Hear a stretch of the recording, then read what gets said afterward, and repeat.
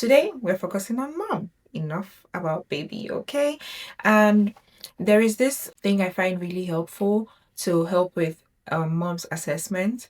It's called bubble year. What does B stand for? B stands for breast. We want to check that mom's breast. We know that it's gonna be soft, feeling. The nipples should be intact. You might notice colostrum. That is okay.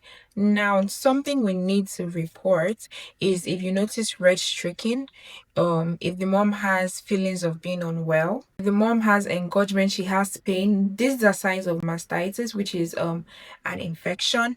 We want to tell mom to report immediately she notices those signs. If mom wants to breastfeed, we need to encourage mom to breastfeed baby 10 to 12 times in 24 hours. And mom should eat 500 extra calories if she's breastfeeding. And if mom is not lactating, she doesn't want to breastfeed, we need to encourage her to wear like sports bras to support the breast. She should avoid things that will stimulate her breast. She could use ice packs or analgesics for her comfort.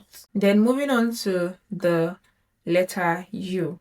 This is for the uterus or the abdomen. We want to make sure that that uterus is firm, midline, and at the umbilicus. So we want to encourage mom to pee because if that bladder is full, it could displace the uterus, and we don't want that. If she has a buggy uterus, she could have hemorrhage. And if you notice that that uterus is buggy or it's not at the umbilicus, you could massage. Just keep on massaging the fundus. The fundus should be firm. You should be able to feel it, guys. I felt the fundus after my patient had a baby and it was actually firm. I'm like, oh, you could feel this. Anyways, when it gets to day 10, the uterus should keep on going down 1 centimeter every day until you're unable to feel it. But at that moment when she has the baby, you should massage to make sure that that's uterus, that fundus is not so buggy. Also, if she had a C-section, you also want to look at incision, right? Now for this part, I have these 5 letters that makes me remember what to look for if she had a C-section. It's called REDA. R stands for redness, E stands for ecchymosis, the other E stands for edema, D stands for drainage, and A stands for approximation. So once you look at this thing, you want to report fever, report any edema, any purulent drainage, or any smelly drainage you want to report. If the incision is not well approximated, report that. For our next B, which is the bowel, we want to make sure that it is non-distended, that abdomen is soft, and bowel sounds are present. For this reason, we should encourage her to eat high fiber diet. She should move around, she should drink fluids. We want to encourage ambulation as soon as possible. Could also give us stool softeners as well. The next B is the bladder. That bladder should be non-palpable. We don't want a full bladder. Let her go empty the bladder.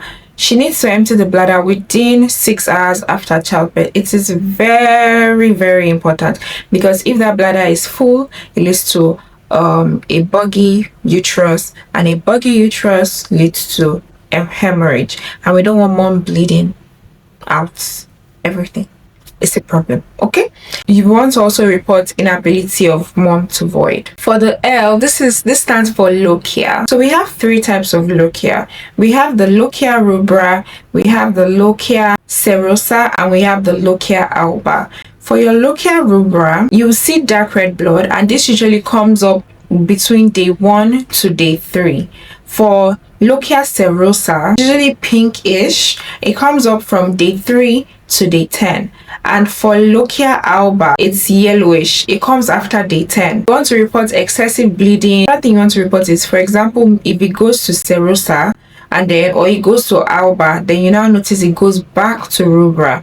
You need to report that. But E stands for episiotomy or laceration. This one, you could encourage mom to do Kegel exercises to strengthen the perineum. So this is where maybe you have like a tear in that vaginal area. You could do pericare, You could use ice packs. Tell her to avoid sexual activities until the lochia has ceased and until her perineum has healed, usually for about 4 to 6 weeks. Report any excessive edema, any hematomas, or if that episiotomy is not well approximated. The next E stands for extremities. We want mom to be wearing her third O's. Look for signs of DVT. If you are seeing streaking, redness, excessive edema, pain in the calf, we want to report this immediately. Then A stands for attachment, which is also emotions. We want to watch mom's emotions. She might have postpartum blues.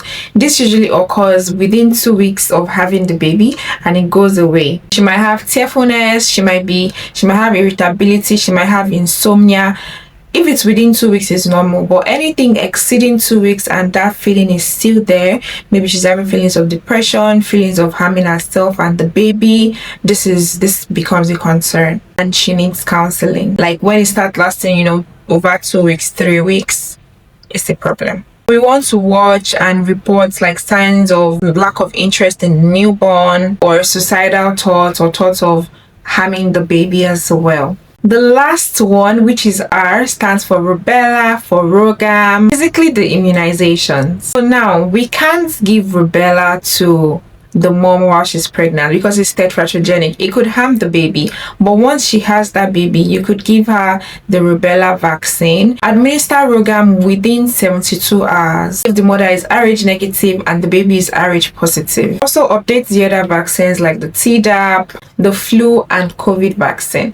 And that brings us to the end of mom's assessment. Thank you so much for watching today's video. Kindly subscribe if you haven't, give this video a thumbs up and comment.